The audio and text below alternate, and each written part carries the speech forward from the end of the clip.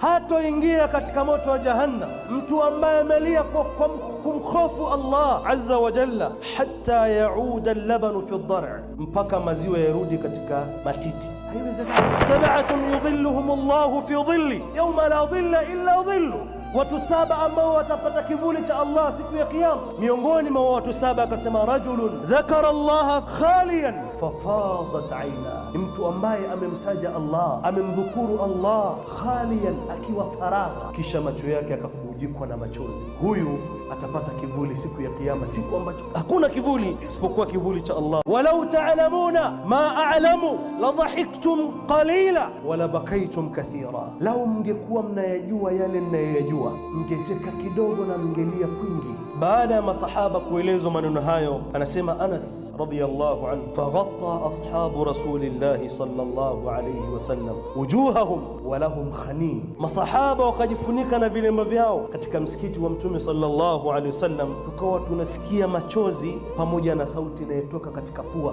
watu wanalia, wanagumia ndani.